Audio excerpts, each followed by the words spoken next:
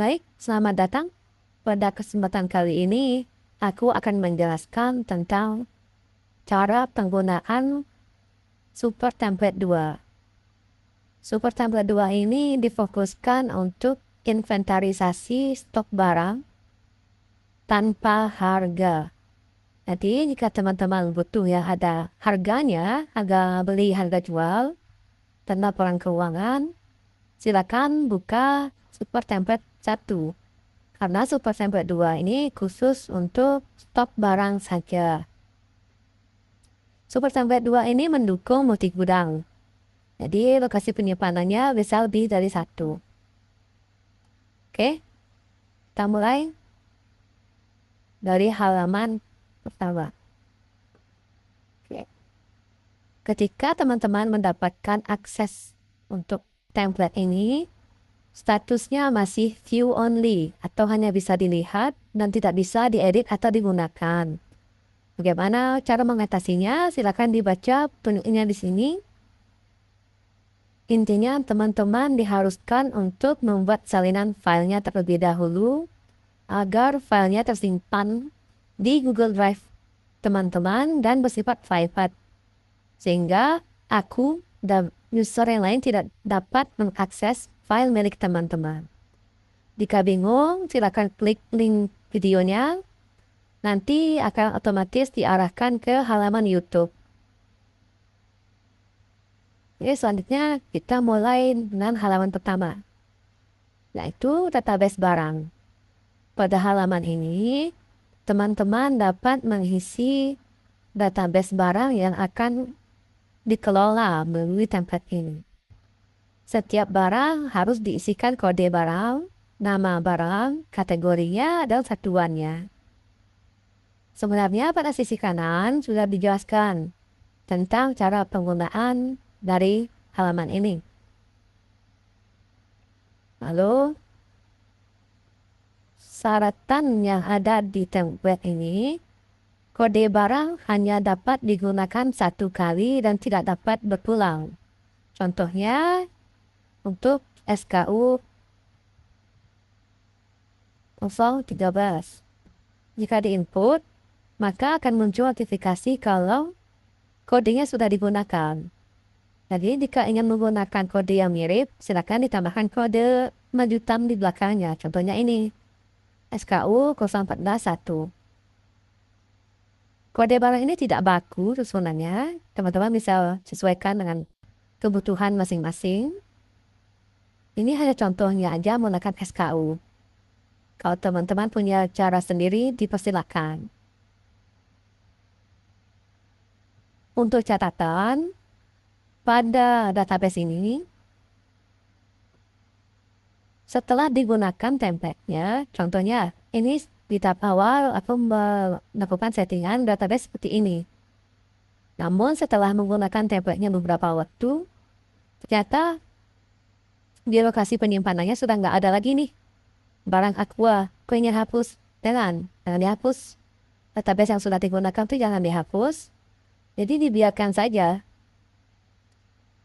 Yang boleh dilakukan setelah template-nya dimulai digunakan adalah menambahkan item baru, itu boleh. Jadi misalnya setelah digunakan beberapa waktu ternyata ada item baru nih untuk dipantau SKU 015 misalnya. Contohnya apa? Sarden misalnya, sarden. Kategori makanan. Satuannya kaleng. Nah, itu boleh.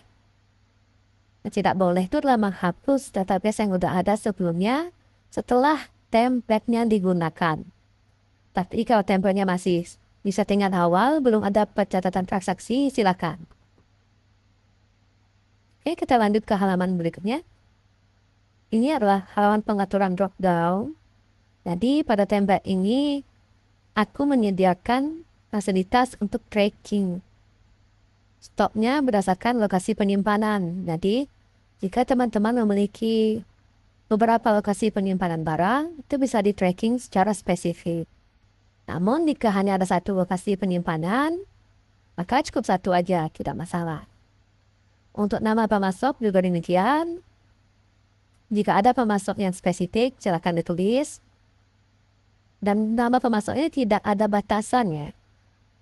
Bisa lebih dari satu, dan tidak ada batasan selama barisnya masih ada. Kalau kekurangan baris nanti bisa ditambahkan sendiri barisnya. Jadi bisa ribuan pemasok kalau memang dibutuhkan. Untuk tujuan barang keluar juga demikian. Jadi secara tidak langsung nama pemasok ini seperti supplier, sedangkan nama tujuan barang keluar ini seperti buyer atau pembeli. Lalu ada juga pengaturan untuk halaman inventarisnya. Kapan barang itu akan dikatakan sedikit, kapan dia dikatakan kosong dan tersedia. Cukup ganti aja angka yang 100 ini, otomatis yang lainnya mengikuti. Contohnya nanti 50, ya otomatis yang lainnya juga ikut 50. Ini cukup yang telah aja yang diganti. Oke, pada sisi kanan ini juga sudah menjelaskan secara rinci tentang cara penggunaannya. Oh ya, jika teman-teman melakukan sesuatu yang tidak seharusnya dilakukan, akan muncul notifikasi. Contohnya, ini 100 yang di bawah ini tidak seharusnya diedit, tapi teman melakukan editing. Akan muncul notifikasi seperti ini. Jika muncul, silakan pilih cancel. Nah, oh ya, untuk catatan, template ini berbasis Google Spreadsheet. Jadi bisa digunakan di berbagai device secara bersamaan.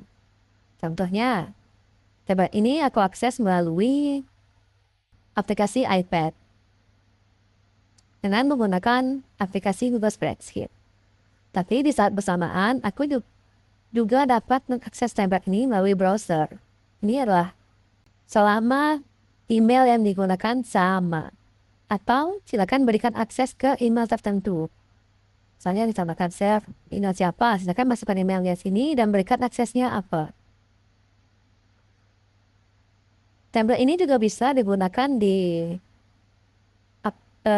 komputer atau di PC menggunakan browser, atau di HP, baik itu di Android ataupun di iPhone. Untuk di HP, aku lebih merekomendasikan menggunakan aplikasi dengan install aplikasi Google Sheets. Dan untuk di komputer, sebaiknya menggunakan browser. Oke, kita lanjut ke halaman barang masuk. Jadi, ini adalah tanda. Jika ada tanda seperti ini, ada nama. Ini artinya ada device lain yang sedang mengakses template ini juga. Ini kenapa muncul? Karena aku tadi membukanya di browser juga. Dan kursornya kebetulan ada di salah satu, makanya muncul. Ini jika kita tutup, kita buka lagi di aplikasi ini, dia sebentar lagi akan hilang sendiri. Oke, kita abaikan itu, kita lanjutkan ke halaman transaksi. Untuk pencatatan transaksi, intinya adalah dimulai dari kolom paling kiri. Jadi kita mulai dari halaman. Ini misalnya transaksi ke-49. Untuk tanggalnya, jika menggunakan aplikasi, biasanya kita harus input tanggal secara manual dengan format bulan, garis miring tanggal, garis miring tahun. Jika menggunakan browser, seperti yang tadi di browser, maka untuk input tanggalnya,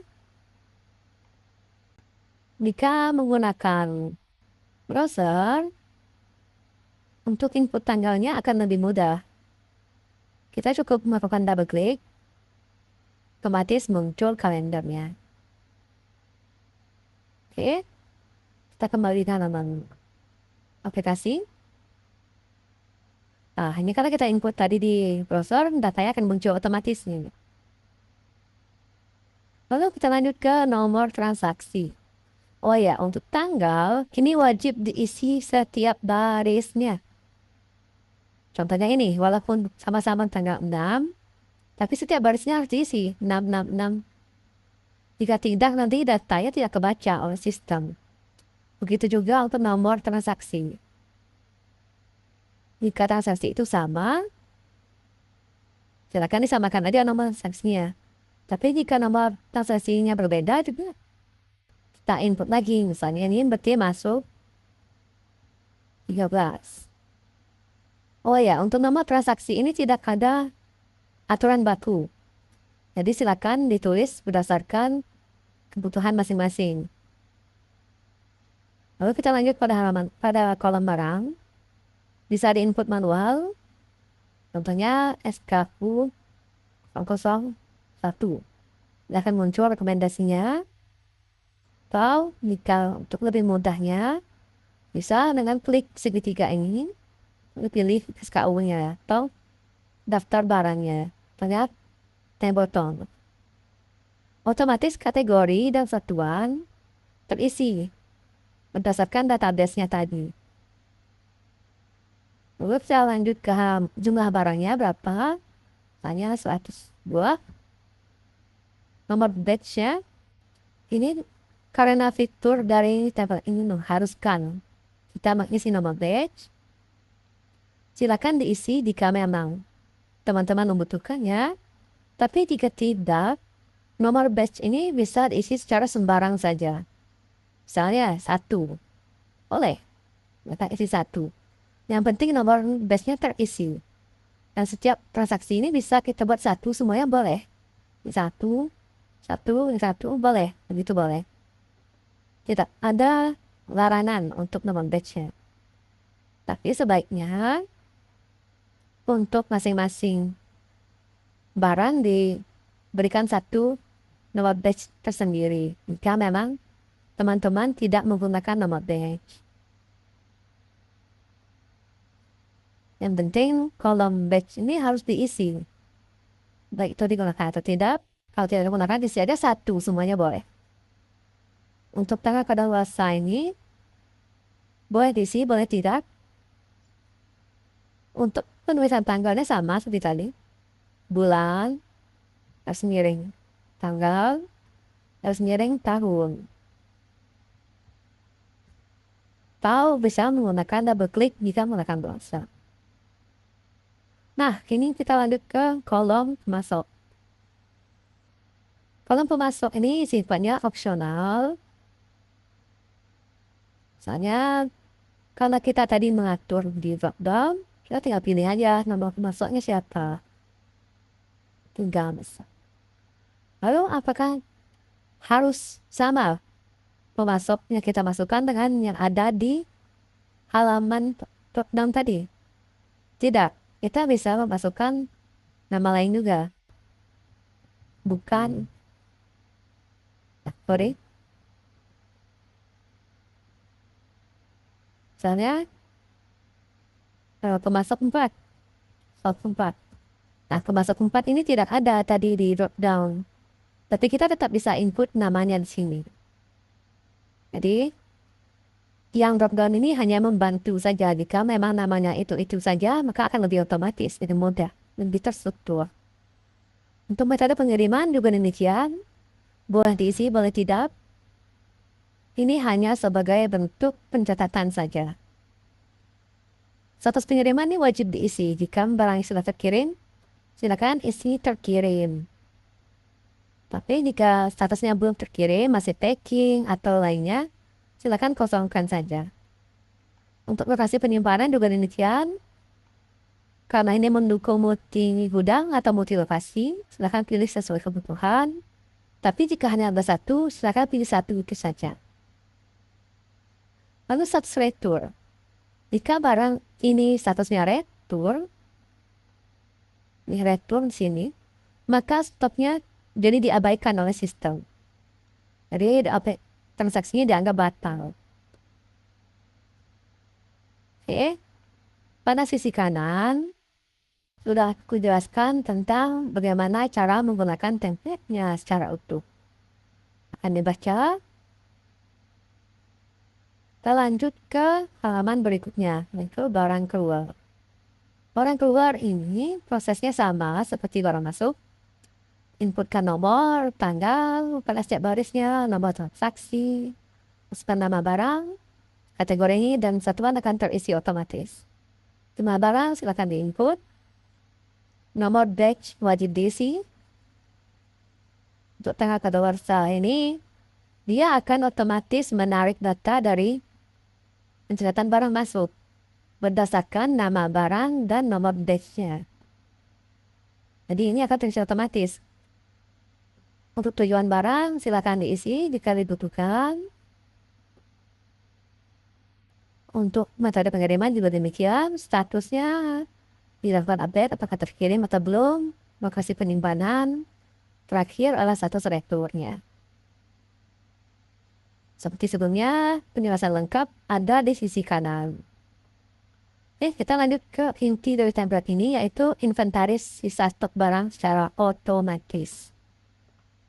Jadi data di sini semuanya terisi otomatis. Teman-teman tidak perlu melakukan input apa-apa.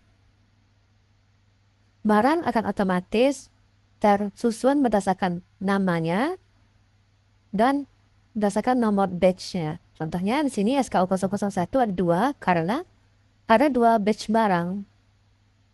Maka dia akan tersusun otomatis. Contohnya ini yang teh botol tadi, karena kita input nomor batch-nya 1, dia otomatis muncul di sini sebagai batch baru. Statusnya terkirim karena kita ambil terkirim tadi. Jika belum terkirim, teman-teman tidak memilih status terkirim pada barang masuknya, dia akan terisi di halaman atau di kolom belum terkirim. Contohnya kita coba. Ini tadi kirim, kita hapus. Stok barang 1, nah dia pindah ke kolom belum terkirim. Dan jika statusnya retur,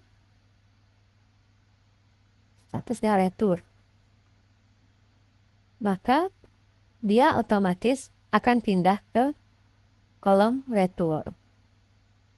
Dan totalnya dianggap kosong karena kolom retur diabaikan. Lalu kolom selanjutnya adalah barang masuk. Sama sistemnya seperti tadi, jika terkirim dia akan masuk ke sini.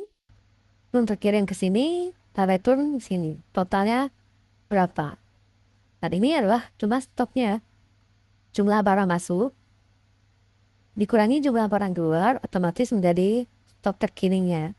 Jika statusnya kurang dari 100, karena di halaman tadi kita atur 100 untuk stok barang yang sedikit di bawah 100, maka di bawah 100 dia berstatus sedikit. 0 dia kosong, lebih dari 100 dia tersedia. Pada inventaris ini juga bisa dikelompokkan spesifik di lokasi penyimpanan tertentu. Silakan dipilih di sini. Gudang 2 misalnya, otomatis barangnya update sesuai dengan barang yang ada di gudang 2 untuk barang masuk dan barang keluarnya. Lalu untuk toko 2 misalnya, ya otomatis update sendiri. Sedangkan untuk yang global, dia itu mencakup semua lokasi penyimpanan. Oke, hanya itu yang ada di halaman ini, tidak ada yang perlu diinput karena semuanya sudah otomatis. Lalu jika teman-teman butuh bantuan untuk stop of name pada tanggal tertentu, contohnya ini tanggal 28 Februari, maka data yang sini adalah data stok barang yang ada pada tanggal 28 Februari. Ini akan membantu jika teman-teman ingin melakukan stop of name untuk tanggal yang sudah lewat. Bagaimana jika spesifik untuk gudang tertentu ada di sebelahnya?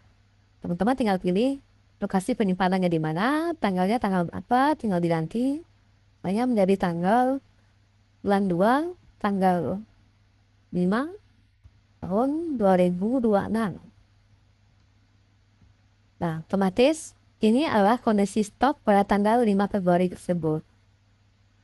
Petunjuknya ada di sisi kanan dari halamannya. Lanjut, kita ke halaman kartu stok. Kartu stok ini tersusun otomatis berdasarkan transaksi barang masuk dan barang keluar. Teman-teman cukup atur aja mau lihat barang yang mana, contohnya aqua. Satuannya botol, ini otomatis. Dan ini transaksinya ada 3 kali transaksi secara global. Lalu jika ingin melihat transaksi stoknya khusus untuk gudang tertentu atau lokasi tertentu, tinggal pilih sini. Contohnya untuk Aqua, tuannya botol, dan lokasinya toko 1. Ternyata tidak ada transaksi di toko 1. Tuh, kalau tuh ada yang ada transaksi, dia otomatis muncul. Atau lebih spesifik lagi, teman-teman ingin melihat stok kartu stoknya untuk barang tertentu dengan nomor batch tertentu dan lokasi tertentu. Ini sangat-sangat spesifik, tinggal diatur aja di sini. Oke, kita lanjut ke halaman invoice dan surat jalan. Nah, ini sebenarnya teman-teman tinggal pilih saja nomor transaksinya, otomatis semuanya terisi. Teman-teman cukup isi yang ada logo, tanda kurungnya saja. Saya ini untuk masukkan logo, ini untuk masukkan nama usaha, di sini untuk nama pengirim, nama kurir. Itulah kenapa di pencatatan barang masuk dan barang keluar harus diisi nomor transaksinya di setiap barangnya, setiap barisnya, agar dapat dibaca oleh invoice-nya. Karena pengelompokannya berdasarkan nomor transaksi. Misalnya ini transaksi 1 untuk barang keluarnya ini. Untuk transaksi 2 dan keluarnya ini.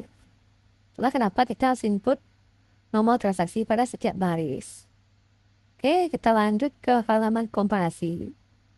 Ini gunanya untuk melihat statistik barang dalam 2 rentang waktu yang berbeda secara spesifik. Contohnya, sini periode satunya adalah tanggal 1 Februari tahun 2026 sampai tanggal 3 Februari 2026. Dan periode 2-nya 4 Februari sampai 28 Februari. Ini bisa diatur secara bebas. Nanti sistem otomatis memunculkan semua data berdasarkan kelompoknya. Contohnya di sini sepanjang waktu berarti dari tanggal 1 sampai 28 Februari. Itu datanya. Jumlah transaksi barang masuk untuk Indomie itu ada 500. Ini untuk sepanjang waktu ya. Sedangkan jika spesifik periode 1 aja ada 250, periode 2-nya ada 250. Jadi selisih antara 1 dan 2 itu 0. Sedangkan pada untuk yang batch yang kedua, ternyata hanya ada transaksi pada periode 1, periode 2-nya ada 0, makanya selisihnya 100% minus karena penurunan transaksinya. Untuk sepanjang waktu ini artinya benar-benar sepanjang waktu ya, tidak terbatas hanya di rentang waktu yang ada. Tidak terbatas hanya di periode 1 dan periode 2. Ini akan muncul untuk jumlah barang masuk, jumlah barang keluar, per nama barang, jumlah transaksinya ada berapa transaksi, dan jumlah returnya ada berapa retur. Ini kita akan melihat secara spesifik untuk setiap barangnya. Lalu jika ingin melihat data per kategori barang juga akan muncul di sini, baik secara sepanjang waktu atau keseluruhan dan per periode. Baik untuk barang masuk, barang keluar, jumlah transaksinya dan returnya. Dan terakhir untuk per lokasi penyimpanan. Ini bisa terlihat nih lokasi penyimpanan yang paling banyak transaksinya yang mana. Dan juga untuk yang jumlah barang masuk, barang keluar, jumlah transaksinya, dan jumlah barang returnya. Lalu juga ada statistik untuk per pemasok dan per tujuan barangnya. Oke, kita lanjut ke halaman terakhir yaitu halaman dashboard. Di sini juga aku sediakan 2 periode agar lebih mudah untuk proses komparasinya. Teman-teman cukup ganti saja tanggal yang ada di periode 1 periode 2-nya. Contohnya ini aku ganti dari ini kan 1 Februari 2026 sampai sini misalnya 5 Februari 2026 ke 5 per 2 per 5 per 2026. komparasinya dengan tanggal 4 Februari sampai 28 Februari. Dia boleh overlap, tidak ada masalah. Tapi tidak ingin overlap tidak boleh. Jadi udah tanggal 6, 6, 2026. Itu juga boleh. Nanti seluruh data yang ada di sini akan update otomatis. Contohnya ini untuk tanggal, dia kalau untuk yang grafik, dia otomatis menarik dari data tanggal paling awal sampai tanggal paling akhir dari 2 periode. Ini 1 sampai tanggal 28 Februari. Ini akan muncul grafiknya. Ini grafik untuk per lokasi penyimpanan. Ini untuk detail transaksi per tanggalnya. Ini untuk transaksi barang. Ini jumlah barangnya. Dan yang bawah adalah untuk jumlah retur barangnya. Dan ini juga untuk jumlah transaksi returnya. Oke, lalu di sisi kanan akan ada tabel untuk top 5 dan bottom 5 masing-masing kategori. Contohnya ini untuk barang paling banyak masuk per produk atau per nama barang akan muncul sini. Top 5-nya apa aja untuk masuk, top yang keluarnya apa aja, bottom 5-nya apa aja. Jadi yang paling banyak masuk ternyata Lifebuoy sebanyak 4.920 buah. Sedangkan yang paling sedikit ternyata Aqua cuma 600. Untuk periode satunya ternyata Lifebuoy ini ada 4.150. Untuk periode 2-nya hanya 800. Transaksi total adalah 4.920. Begitu. Jadi untuk semua transaksi akan ada untuk secara global dan secara periode. Akan ada untuk jumlah barang masuk, barang keluar, dan jumlah transaksi serta barang returnya. Selain per nama barang, juga ada tabel statistik untuk per kategori barang dan per lokasi penyimpanan. Jadi semua template ini akan terisi otomatis. Teman-teman cukup input data pada barang masuk dan barang keluarnya saja. Sisanya semuanya otomatis. Oke, kalau saya cukup demikian penjelasannya. Jika ada pertanyaan boleh tinggalkan di kolom komentar. Dan jika ingin mendapatkan akses dari template ini, silakan akses melalui link yang ada di bio profil. Oke, cukup sekian dan terima kasih.